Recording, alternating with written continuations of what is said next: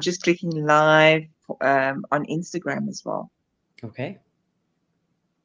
Looks like we are live. Welcome to Shifting from Grudge to Grit, Grace, and Gratitude. I'm Anissa Taron. My co-host Jamila will join us shortly. And then we have, I never asked you, is it Candis Candis. Fox? Candis. Oh, Mhm. there's Jamila. Let me just add it to stage. Hello, Jamila. And I'm Hello, trying to go live. everybody. Sorry I'm so late. No, we're going to reframe that for you as well. Thank you for your patience in waiting. I just said to Candice, we don't say Yes. sorry. That energy is related to some sort of a shame, and that's not how we roll here. So thank you for being here. Thank you for your It patience. looks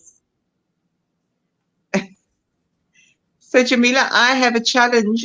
Maybe you just want to read the bio while I am trying to go live on Instagram. I think we might have a challenge, but I'm going to let you introduce Candice, rather.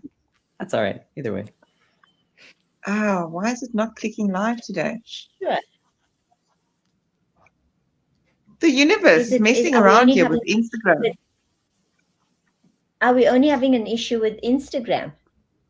We only have an issue. So we're live at the moment here on LinkedIn and on YouTube, but Instagram's button for some reason is not working today.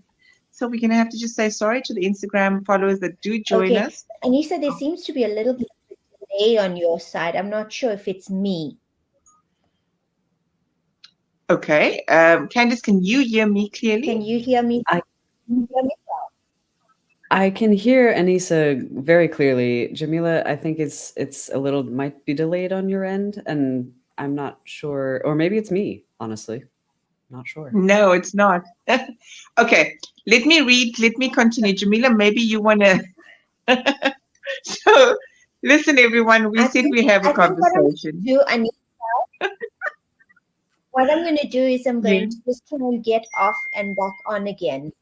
Okay. By all means, Jamila. And let's see if that helps. Let's do that. Let me, in the meantime, introduce our topic theme for today. I'm pretty amped for today's conversation because there are so many of us that have very bad relationships with money. And this relationship is so toxic, so much so that it really derails us in our lives in so many ways. Ourselves, our relationships, and everything that goes with it. So today we're talking about becoming our own money hero, an authentic dialogue to break some taboos around this. We will explore how to discover the mindset, the shifts, the strategies, the tools. No pressure, Candice. Needed to take control of our financial destiny and build a healthier relationship with money overall. Let's just try and get Jamila back while I'm doing that. I'm multitasking. I believe in you. So let's overcome some of those financial hardships by adopting habits to develop a resilient mindset, by overcoming the grudges that we may very well have towards money, whatever that toxic relationship is towards it, and whatever disempowering beliefs might be connected to money. So we'll build grit. We'll learn how to build grit and resilience on our journey towards financial well-being. And whether you are dealing with debt, we all do, seeking to improve your financial literacy, or aiming to build a more secure financial future, the conversation today is designed to provide you with the tools and inspiration. And I can see that Candice is going to call us out on whatever we need to be called out on today when it comes to money. So I'm looking forward to it. A little bit about her, financial wellness and integrity coach. Are you based in Washington State, US? I am. She's honoring us with her presence. Guys, it's 6:36 a.m. where she's at. So for those that are here, show us some love and support, and thank you for honoring us at this ungodly hour. Combined 10 years in cognitive science and education, multiple degrees to walk with, embodies a new way of being, drawing inspiration from pre-capitalist wisdom and post-capitalist pragmatism. I can't wait to hear more. Positioned on the edge of something new, inviting individuals to invest in collective, easy, joyful, and meaningful future. So, without further ado, I'm going to hand over to you, and we connected based on the hero's journey theme, right? I loved it. And I really want to understand the context of the hero's journey as it relates to your money story and how this shifted for you. So do go ahead. Absolutely. I think one thing that is important to my story, and I think most hero stories, is that the hero often refuses or kind of gets forced into their destiny and their path. And that's something that I definitely experienced with my relationship to money. My first memory of money, and actually, for those of you listening, let's just take a moment to remember your first memory of money, whatever it is. Who was with you? Where were you?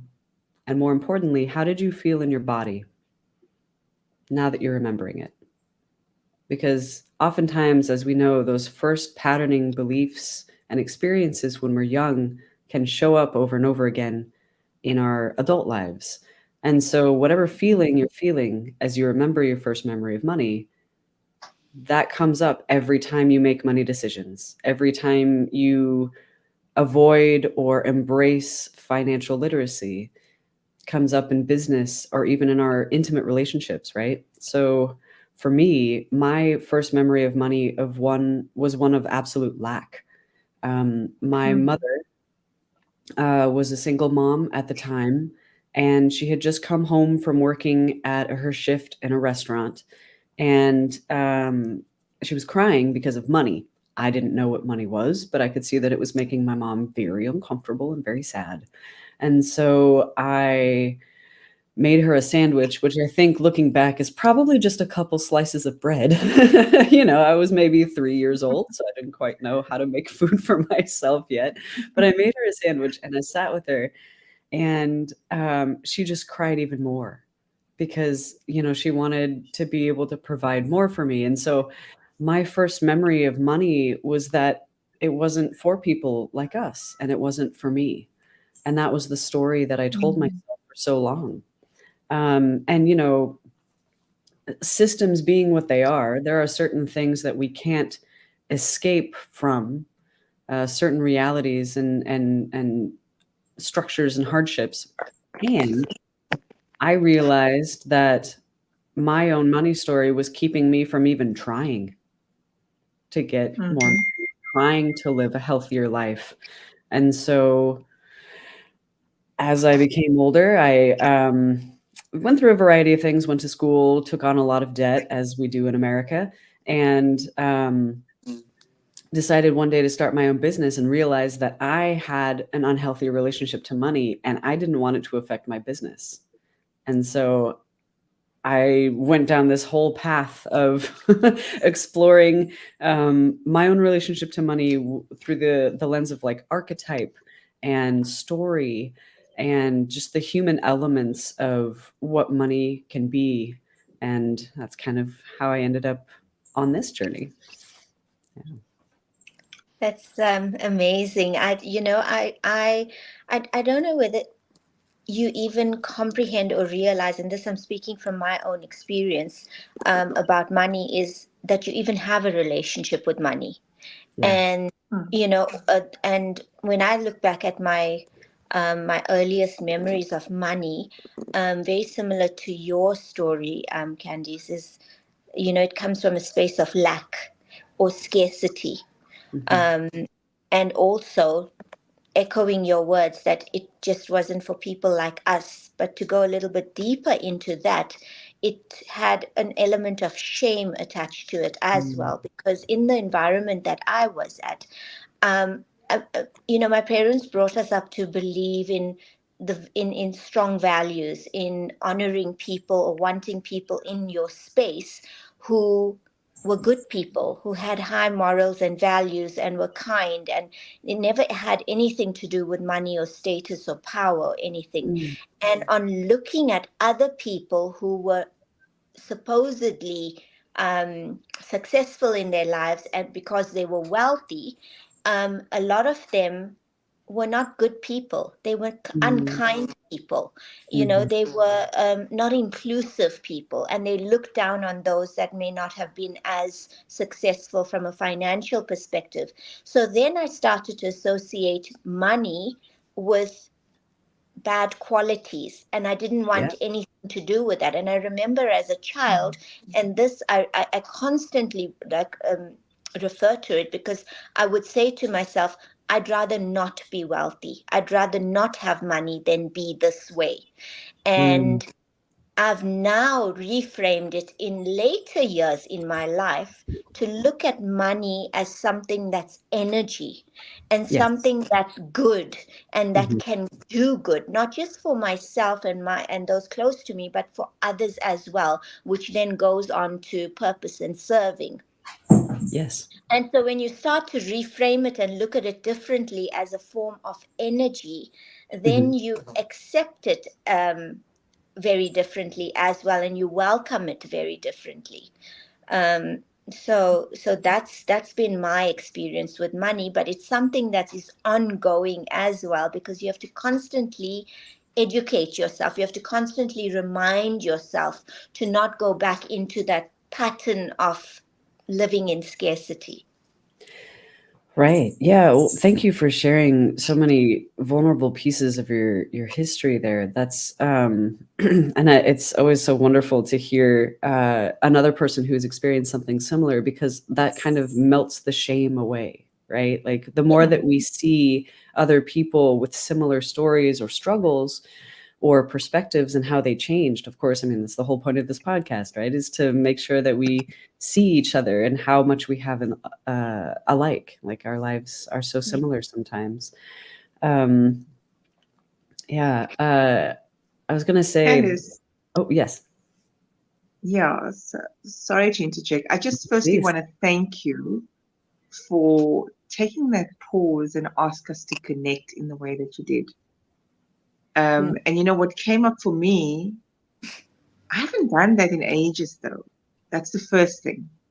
Okay. So I'm really immensely grateful Mm. that you reintroduced that, because like Jamila says, it's a continuation.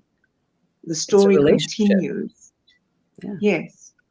So when you asked that question, I had to really dig deep to try and even remember a memory, because my stuff is very much suppressed.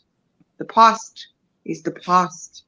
But Mm. the only memory I have and the connection I have to money was shame, because Mm. as we were living hand to mouth, not having a single thing or living on debt, creditors would come knocking on the door. And what do? The parents or the adults or the caregivers, they don't go to the door. They Right. would send the kids that are at home and say I'm not here. So that's what popped up for me. And it's also followed me my whole life. So I have been somebody who hates debt, but yet debt's followed me. Mm. Mm-hmm. Mm-hmm.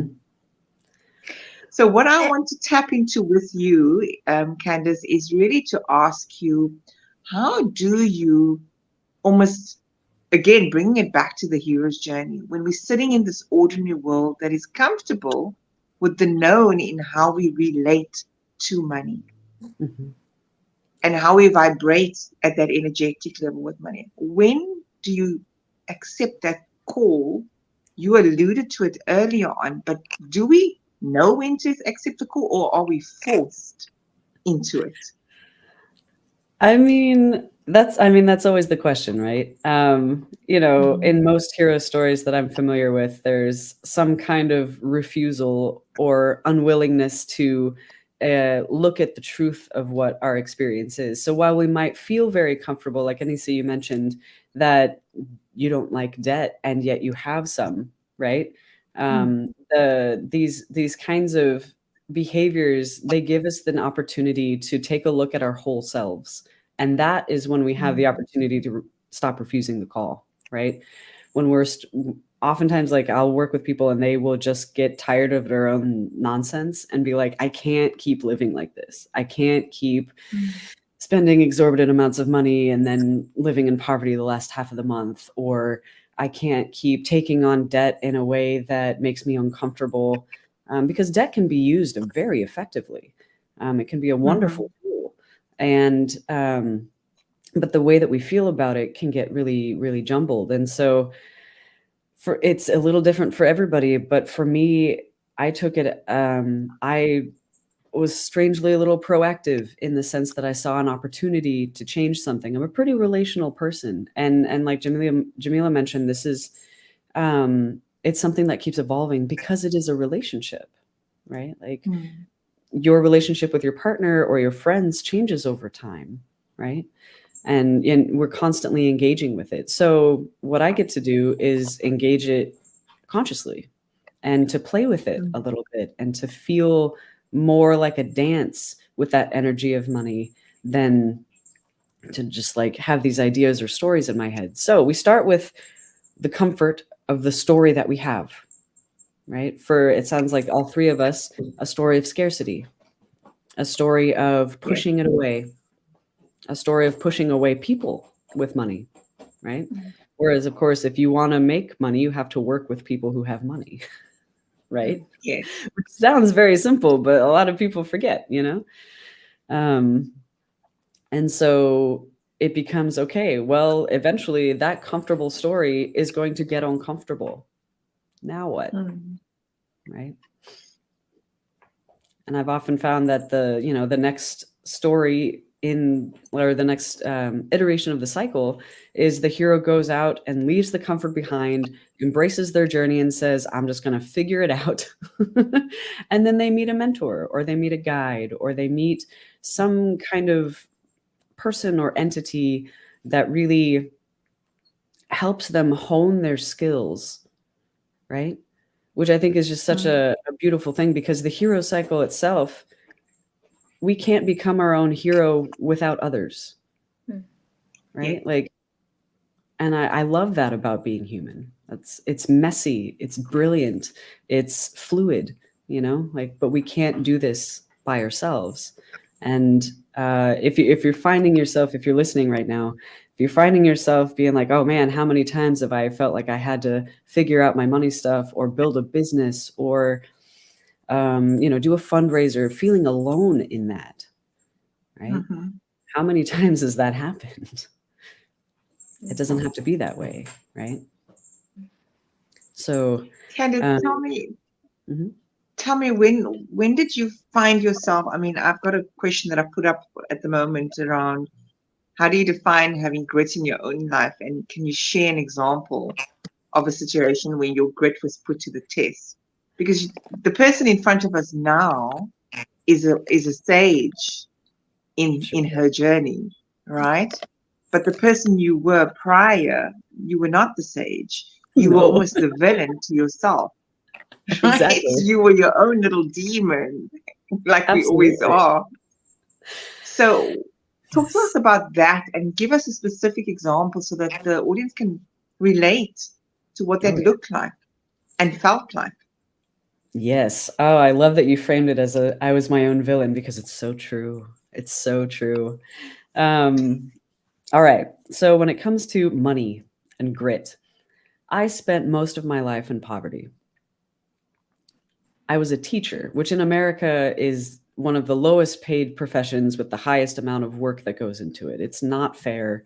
It's unkind, but that's what I signed up for. Do I love teaching? Absolutely. But I also was willing to accept that paycheck. You know what I mean? So there's just so many examples of my life where I was willing to take less money because I wanted to look like a good person or feel like a good person, right? And that's the sneakiest little villain of all, I think, is when we're more concerned about looking or feeling a certain way than we are about actually being a certain way, right? And that's that authenticity piece. And so, I pushed away money. I pushed away people with money. And this is actually something I work with my clients too, is I call it the cringe. And that's exposing that little villain and finding a way to love it as much as everything else about myself. And so Mm-hmm. I use a quiz that I developed, and it's got 10 different archetypes. And for me, the archetype that was my villain, my cringe point, my big, self mastery thing I had to overcome and play with and work in that grit with, I call it the dominator. And it's this very typical capitalist energy on the unhealthy end, right? So all of these Yes. archetypes exist on a spectrum, and none of them are bad or good. It's just different strategies, right? So on the unsustainable end of the dominator, it's very exacting, extractive.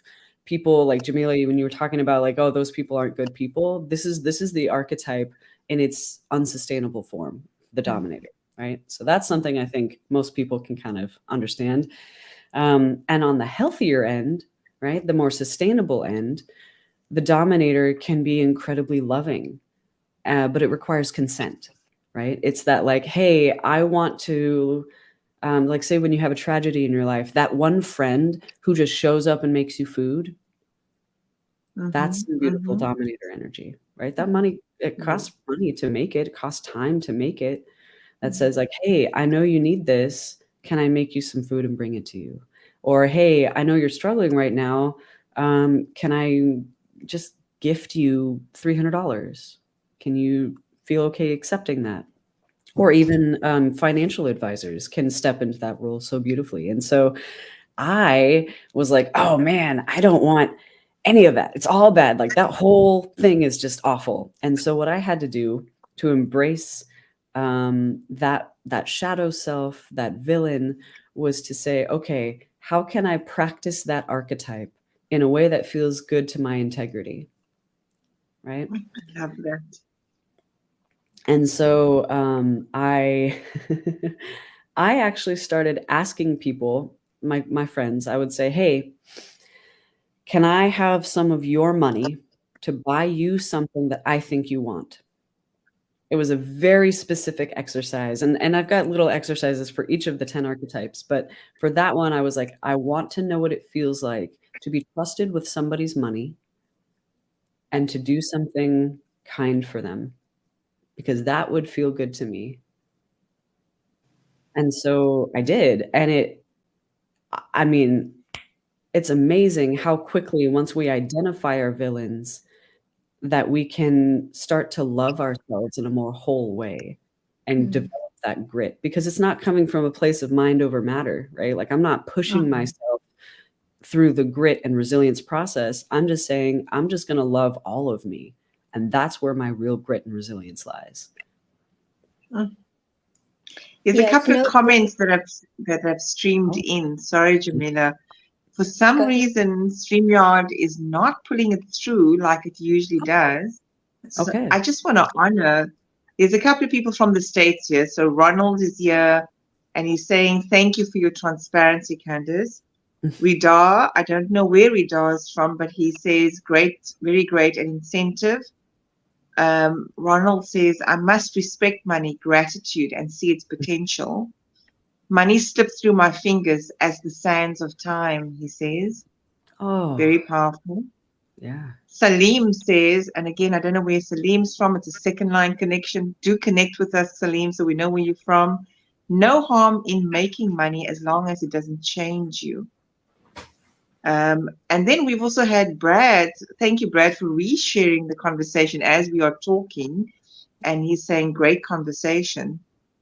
So loving this conversation. Over to you, Jamila. I just wanted to acknowledge those that are commenting. Oh, Yeah, Candice, I just wanted to know, just on Salim's point, mhm. there's no harm in making money because it doesn't change you. But it does change a lot of Yes. people, doesn't it? Right? It has either a Mhm. negative effect on you or a positive effect on you, and that I feel, it's undeniable, that it does change you. And Mhm. then one other thing I want to just talk to you about is that a lot of us have not been educated about money or Right. debt. You Right. know, we've been taught about maths and physics, and we're not taught about the reality of money and managing that money or the value of that money. Mhm. So how then are we able to bring it into our lives, or draw it into our lives? We get so caught up in living our lives every day and making sure that um, we go to work and we live from paycheck to paycheck, and then that brings in that extra debt that comes through. Anissa, I'm not sure if this is Mhm. how you've experienced it as single mom, but literally all you can do is just think about month end to month end, and there's no time to think about the energy of money, or to be bringing in that excess money, or to be saving for later on in life. Mhm. And I feel that also the root of that comes from me feeling that I also don't deserve it. Ooh. Oh, that sounds painful. So, you know, Mhm. and that comes to our basic um, issues in life about what we are deserving of, what are we worthy of, um, you Mhm. know, and changing that mindset in other aspects. And it's okay for us to do the work and look at it about what we're deserving of, what we're worthy of in other aspects. But it's so important for us to apply this also to money, isn't it? How do we Mhm. do that, or how do we constantly do that so that we sustain it? Yeah, so many good points in there. Yeah, so I hear that you're like that paycheck to paycheck and feeling like you don't deserve more. How do we build a new practice? How do we kind of like break ourselves out of that cycle? Because it can be very familiar, right? One practice that I'd like to bring forward is what I call just having. I don't really know what else to call it, but it's where we practice acknowledging what we have. And it's not to say that what you have it always needs to be enough, right? Like there's still might be some real scarcity and some real difficulty in building more momentum financially, right? It may mean that like if you're living paycheck to paycheck, you can't invest anything, but you could still talk to a financial advisor. You could still talk to people who run businesses. There's still people who will want to connect with you for free to give you information, right? But that takes time, right? So back to the practice of having, okay? Um, what do you have, right? Do you have wealth? Do you have friends? Do you have social capital? Do you have influence? Do you Mhm. have items, things in your home? Do you have any kind of comfort? Do you have a community that you can lean on? Taking inventory of all of the things we have does a couple things for us. One of them is it calms our nervous system, right? It makes us feel like that lack and scarcity kind of gets a little quieter, right? And we're able to say, okay, now what can I get creative with what I have, right? So, for instance, almost everybody has the opportunity to make money today or tomorrow by taking stock of what they have already and doing one of a couple things. One would be to ask for more of what you have. So if we're talking about the energy of the universe and practicing reciprocity and the larger sense of karma, asking for what you already have is brilliant because the universe has already given it to you, right? Mhm. It came to you easily. You probably didn't even have to ask for it. It's just yours. So asking for more of what you have is a great way to start building a larger momentum of money and energy, right? But that's not going to happen overnight. You can, however, say, okay, what do I have? And how do I leverage that to get money today? How can I generate money from what I have? So, for instance, right now on this live stream, you could ask, Hey, listeners, if you're really enjoying this, buy me an ice cream. Here's a link, right? Bring me some joy. Help me repattern this scarcity just a little bit, just for today, right? Oh my gosh. I mean, I'm loving this. I'm captivated by you, and every word I'm like holding on to. There's so many nuggets that I want to expand on. There's the archetypal roles. I want to get education around that, and I think we could do a whole series on it, not just one session. But I'm Yeah. captivated simply because there's so much resonance here. Mm. So even sitting here, I'm questioning myself because I have moved away from scarcity. Mhm. And in fact, just before our live, my friend phoned me because she was really worried about me, amongst a few others, because I am the single mom. I'm running a business. I have imminent changes with my financial situation. And so a lot of people are like, "You okay? What's happening? And why are you so calm?" And I'm like, because I am in a space of expansiveness and Mm. abundance and Mhm. receiving and gratitude. And Mhm. so you cannot manifest or change the vibrational energy as it relates to money if you do not connect differently to it. Yeah. And even with those imminent changes, things have manifested just this week because, as you rightfully say, what can I take inventory of? Whether it is my skills, what skills do I have? What Mhm. relationships do I have? What networks do exist? How have I impacted others out there? How can I go and ask for reciprocation? Because that's another different relationship to money in a informal sense, because we're not willing to go and ask, Mhm. right? Because we've Yep. been told we cannot ask. But I want you to tap into, if it's okay with you. Yeah. I like this idea of, here's a link, buy me an ice cream. Here's a crowdsource funding thing. You and I are going to talk after this because I do want to do the assessment, and I really would love for those that, I mean, I don't know if your assessment is free of charge. It is free. And I don't even take emails if you don't want to, like, it doesn't automatically put you on an email list or anything. It's just a free I quiz. see there's somebody on drop StreamYard link to join the live stream. Okay, I don't know. That's someone from my YouTube, Samantha, I don't know. Okay. But talk to us about the archetypal roles, because I'm almost feeling that I'm still some of those archetypal roles, but you just said something very interesting for me, is that you can be the positive reinforcement of that. Mhm. Are you able to just maybe enlighten us to what are some of these archetypal roles? You said there were 10. Yes. Yeah. Okay. So yeah, there's 10, and they are all coming from kind of like my understanding of how we play with money. So one of them is the gambler. And the gambler on the unhealthy end just really loves the high intensity ins and outs. Doesn't really track money. Just loves the feeling and the rush of having a lot or even losing a lot.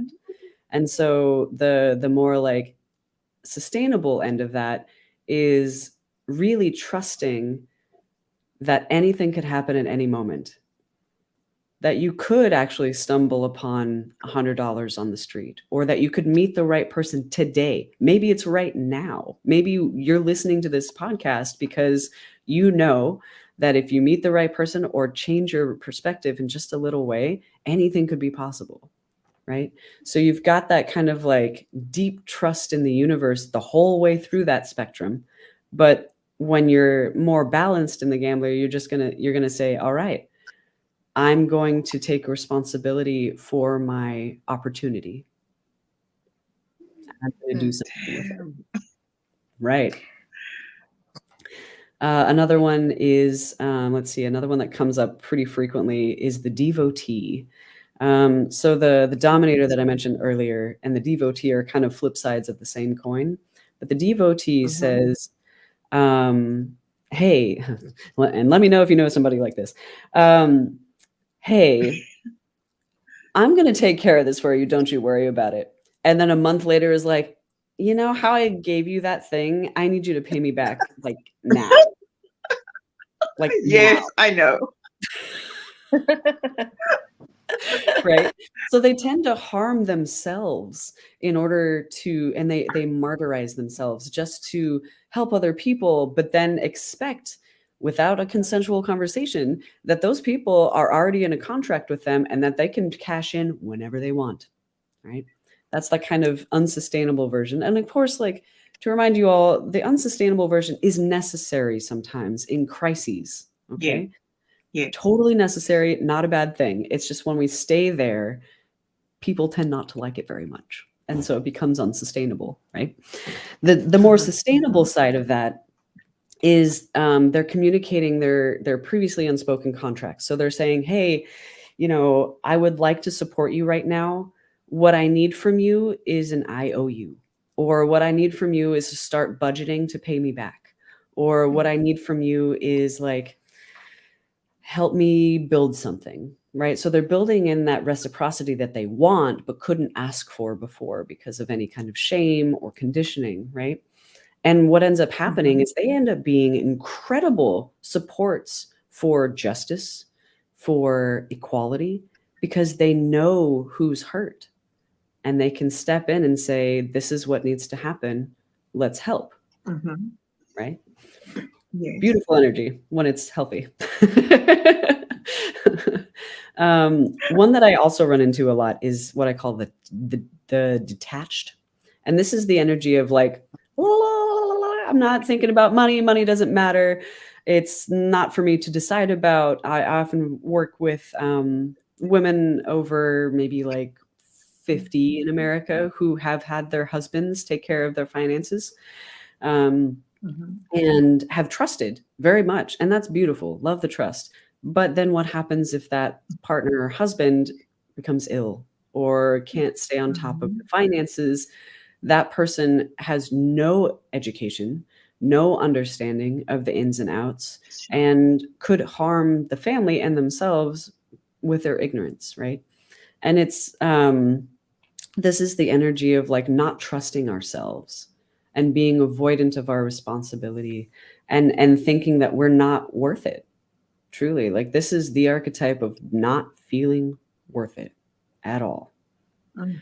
And Mm. so the fun part is this is the only archetype that does this, but on the more sustainable end, it's the energy that becomes literally any of the other archetypes. It's this beautiful like Wow.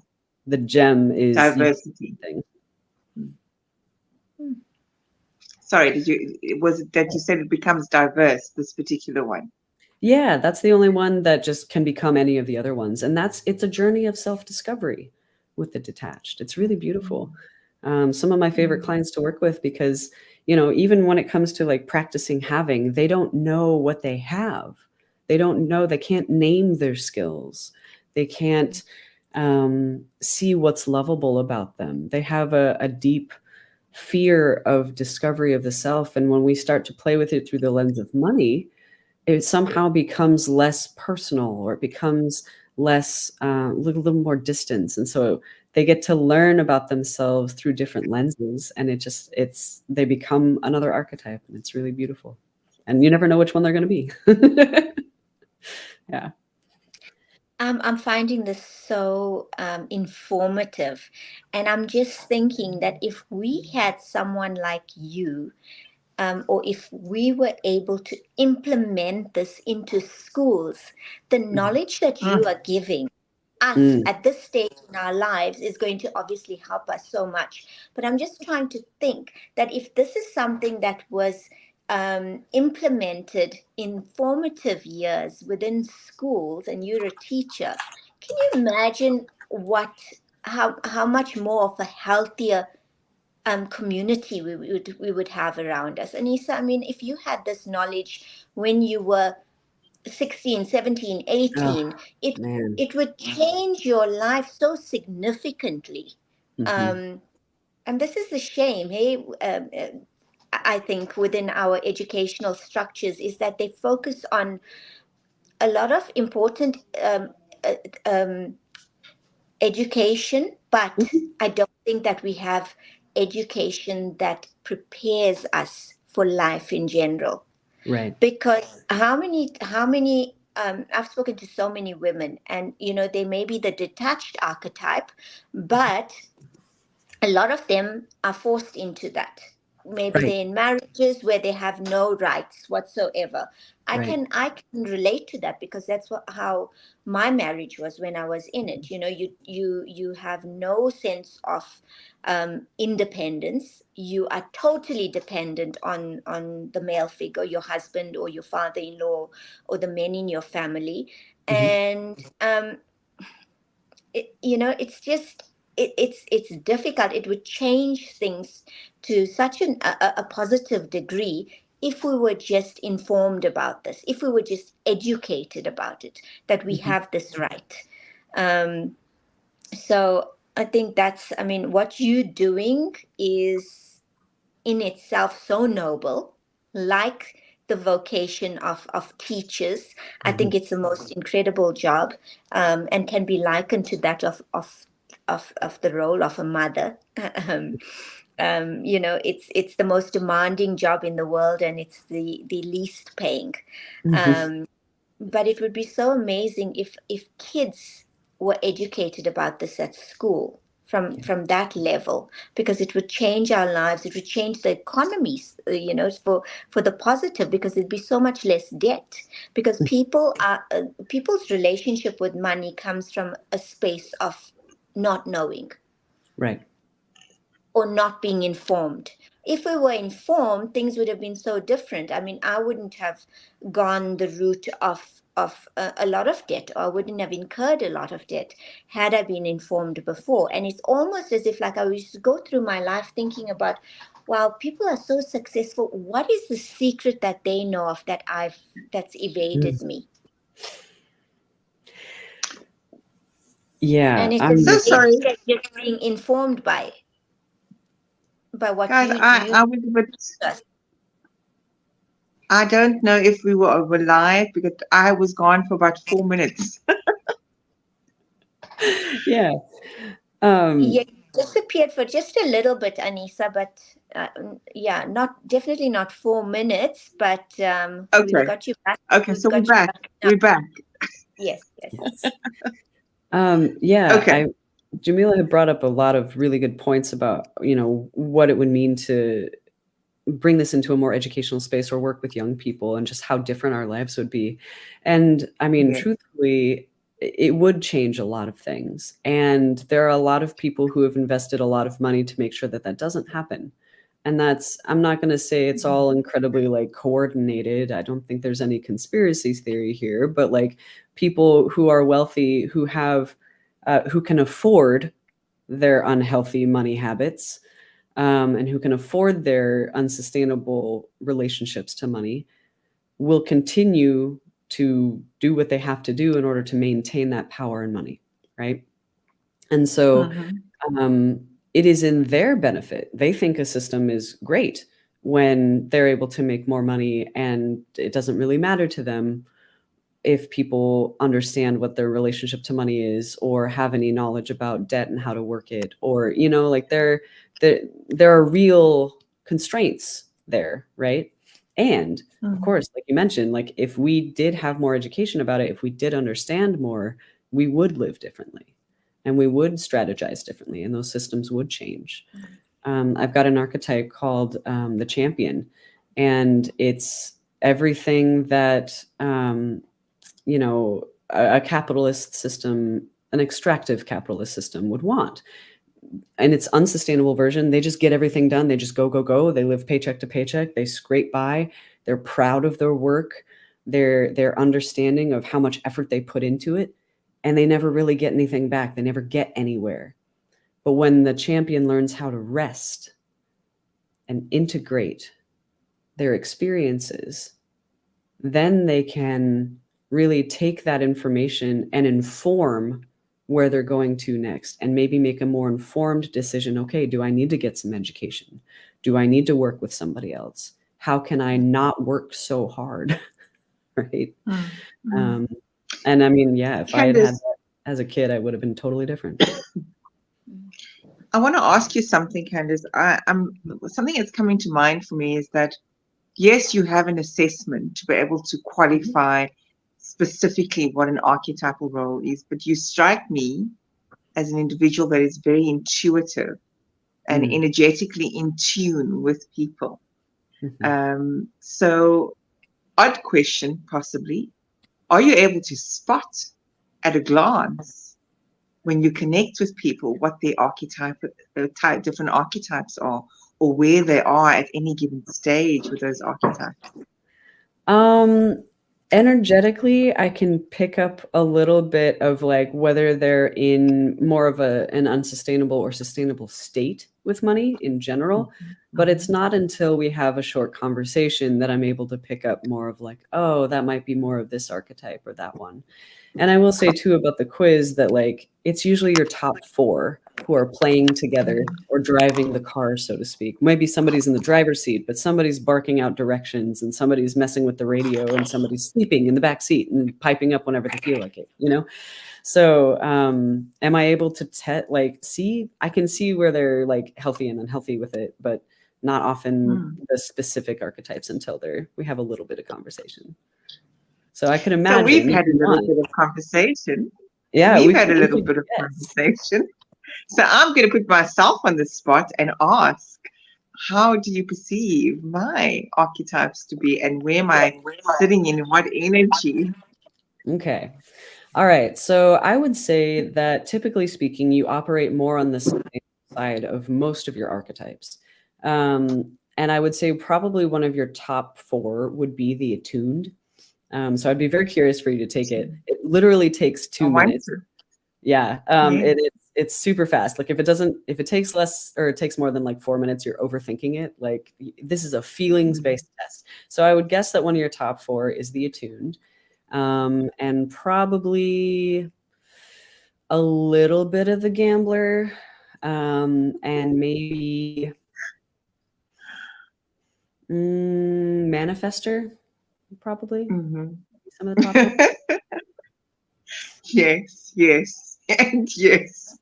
Maybe in my earlier former years, I was the devotee and the detached more Mhm, dominantly in the mhm. past. But after my own healing work, oh my gosh, no, I will take the gamble. Just give it to me, darling, and I'll take the risk. So even at the expense, because we said debt, I used to have a negative relationship towards debt.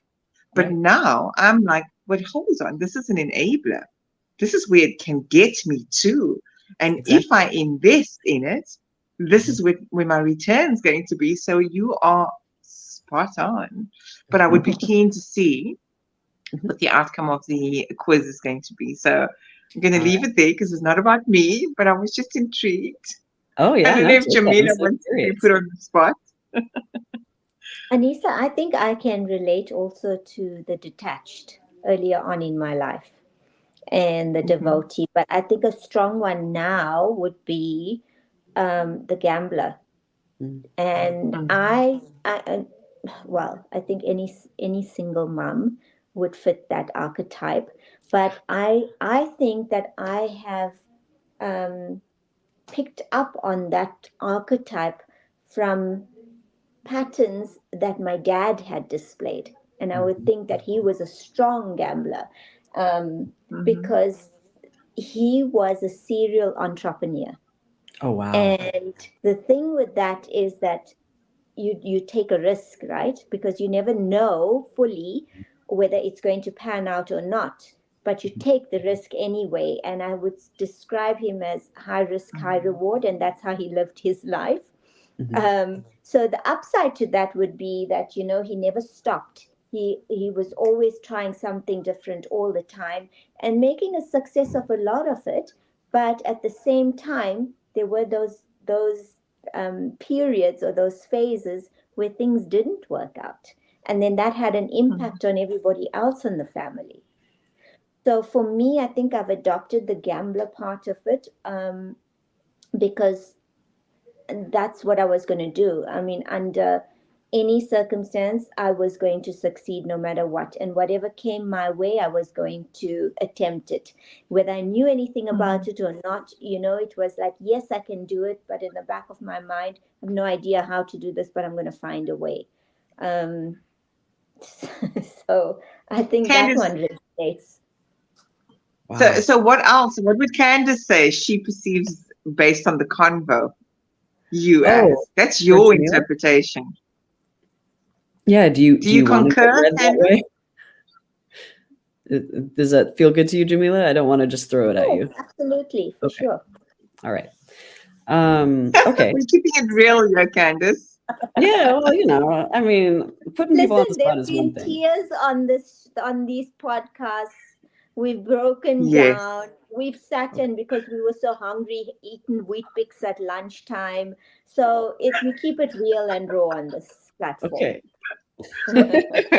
I love that. I love your vulnerability. I think that's really brave. That's just anybody who runs a podcast, I'm just so impressed by. Okay. So I would imagine, given what I know about you so far, that you actually have a fair amount of dominator energy that you might not have tapped into yet. So that might Hmm. be an archetype that is probably sneaking under the surface that really wants to come out. And it's actually a lovely way to balance a gambler. I would imagine that you do have some of the gambler in there, and maybe even, yeah, maybe some of the manifester too. I think you have a great trust in energy, and I think you have a great trust in things outside of yourself to make things happen for you. But I think there's a part of you that very deeply wants to make it happen for yourself in a way that you've never done before. But that takes a lot of courage, and it takes a lot of messing up. And that messing up is probably what's keeping you from making more money, or that, like, avoiding that messing up. So I would imagine you've got a little bit of the detached, and but there's a dominator in there that I'm sensing and very curious about.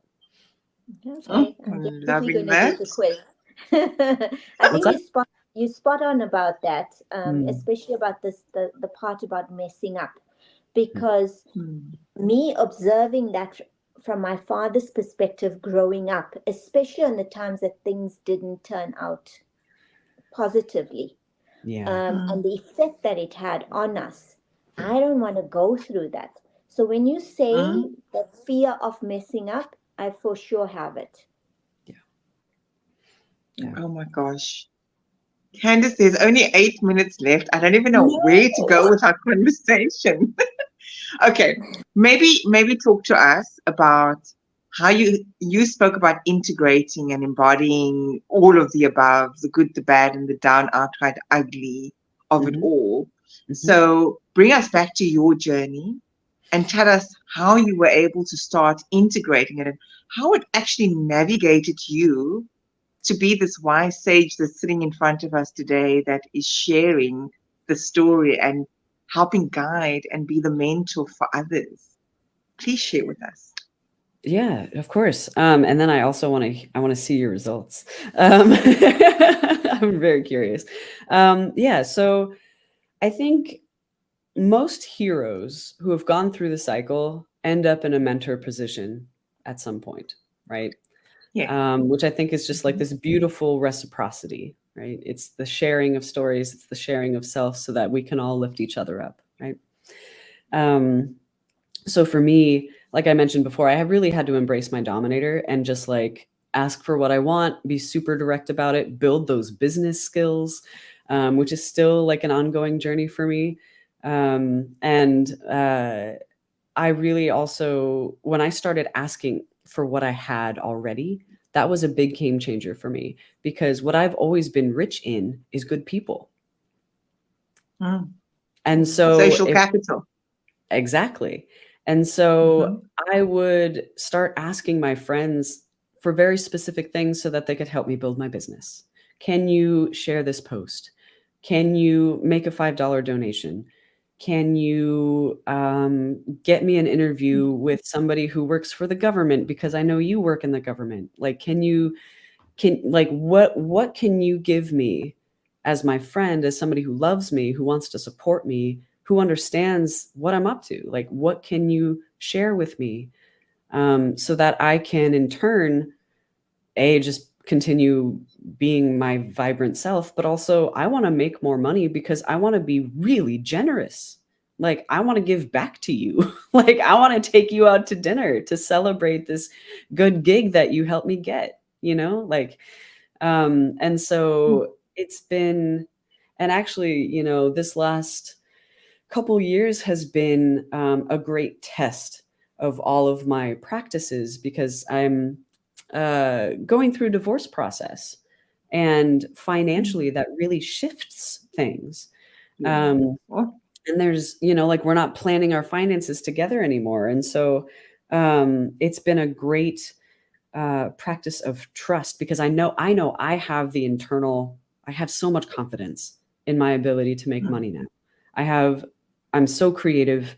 I'm so patient, but there's a level of patience and trust that I'm being challenged with now that I'm actually kind of enjoying. Like, it's kind of like learning to enjoy the discomfort, like, and really just like sink into it and say, okay, there are some unknowns. I'm going to make some mistakes. I've missed out on a couple opportunities already that I can name very clearly, where I could have been like, you know what? I could have made a specific ask there and I probably would have gotten a client, right? I can see them and make those mistakes, but I also know that more people are coming, right? Because I know that what I do matters, and I know that I matter. And I know that whoever I work with, it matters to them, like, because they matter, right? And so, yeah, I've just been, as Jamila mentioned earlier before, like, it is an evolving process, right? And I might have some wisdom to share too, but I also have always my own hero journey enveloping before me. How can I go yeah. deeper into this practice? How can I really experience the full experience of money? Like, that to me sounds so fascinating, and like the questions of measure come up. How do I know where I'm at on my hero's journey? How can I measure my change? you know and so I get to play with all of these questions all of the time and just deepen my practice. So it's, I don't know, I'm Deeply simultaneously, grateful. yeah. Deeply grateful. I mean, deeply grateful for you sharing your vulnerability as well, because Jamila and I can resonate with divorce, and Yeah. I call it consciously uncoupled because I didn't want a toxic uncoupling. But with that, as you rightfully state, comes a lot of unknowns. And so you're back into that cycle of stepping into it and embracing it rather than running away from it or refusing it. And I love that you say that you actually you enjoying the challenge behind it, because who what is going to be revealed to you? What next level of yourself are you going to see, and get to know and connect with and evolve? I hate the word evolve. I rather use the word come back home to.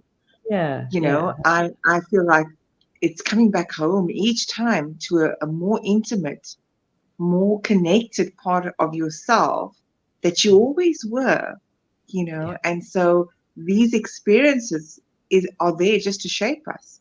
And even with my unknown of possible income, that's my primary income, guess what? I've never felt more excited because of all of the stuff that you've just explained here today. So I am deeply, deeply grateful that we have crossed paths. Same. And I think, Jamila, from my side, I know we say this every time, but today has been my personal favorite of the segments in the 30 odd weeks that we've been doing this. Wow. It's been the most informative. It's been the most enlightening. It's been beautiful just to have you here in your energy. in your sharing, in your humility that shines through. And I do think it would be great to connect you with even our clients. I see it in my own clients that just have that gap with relationship to money, and I coach entrepreneurs, and so they're not able to move. And I keep saying, what is your relationship with money? I'm not an expert in it, so I most certainly will look at how we could collab, and me sending clients to you that maybe just specifically needs to deal with that. I I will love. say we're South Africa, and so the dollar exchange, you may have challenges with people wanting to commit. And again, that in and of itself is another money story that they need to let go of. Not wanting to pay a different currency, because how do they Yeah. view themselves as a currency, right? So Yeah. I Well, and will I will I will say leave too. it there on my part, and I'm going to leave it to you to close off, and Jamila. But I want to thank you. Thank you. Well, and thank you for making this space and for being who you are and showing up with your authenticity and vulnerability and curiosity. Truly, I mean, it's such a, I have felt so held and so loved by two strangers today and who are no longer strangers, and I think that's just such a beautiful gift. And I would love to connect more. I'd love to know more about you. I'd love to see if we could work together in some other way. And also, I will say too that like part of the therapeutic process of my coaching is finding a payment system that feels good to both me and the person that I'm working with. And so I'm very comfortable with negotiating different currencies or that feeling of self-worth and what people can invest in themselves and what they can't, right? And I also have a workbook too, that makes things a lot more financially accessible for people who like to go at their own pace, right? Yeah, So there's yeah. lots of ways to play with it, and I'm just so grateful. I mean, you're both so different in energy and also so beautifully aligned in purpose. It's so cool to see. Thank you, Candice. Thank you, Anissa. Just to echo and to agree with you on this, this has been one of the most informative and relatable guests that we've had on, and I definitely think that we're going to collaborate and do a lot, because there's a lot of people that I would like to refer you to apart from me myself, and I'm quite excited about that. Um, but thank you for also highlighting the need for us to be so aware of all of the positives that we have, the wealth that we have within us as beings, but also in our space, and drawing that need to be grateful for that, and not to take those things for granted, because it's the little things that are the important things, and from that we can build on, to be more successful in our lives. But for sure, I've truly just loved this hour with you. I'm looking forward to speaking to you a lot more. And we're so grateful that you could come on and share your knowledge with us. I'm sure it's been helpful to our viewers as well, and for all those who may have missed this segment, but we'll get it on the recorded version. So thank you so much. Such a pleasure meeting you, Candice, and I'm looking forward to us working together in the future. Me too. Thank you so much. Thank you, Ellen. I think it's Elenis Melendez. She's also echoing, this was great. Any last golden nugget you want to leave our audience with before you say goodbye? You'll say goodbye to the audience, but you'll stay with us. We'll end the live, but then we'll do a short debrief afterwards. Ooh, I'm going through the Rolodex of goodies. Um, all right. I'm gonna drop a little bit of a bomb and just mic drop it and walk away.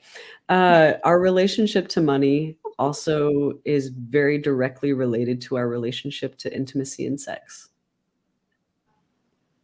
Wow. Now we have to have you on next week. You can't do a mic drop and just leave us hanging like that. That was mean. I want to know more now.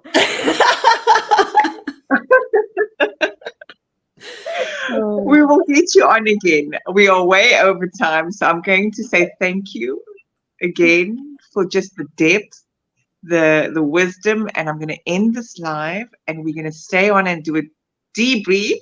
And those that are not listening into our debrief, we will share with you something in the comments, or you can just get in touch with Candis directly. I just want to So add thank you for being here. before we go, Anissa, Yeah? guess what the debrief is going to be about? I know. Wink. Thanks everyone for being here and your comments and staying the whole hour and 5 minutes, going on 6 minutes. We thank you. We really appreciate you. Without you, the segment is not as successful as it is. So thank you for always honoring us with your presence as well. On that note, we'll see you next week again. Bye for now. Thank you. Bye, guys.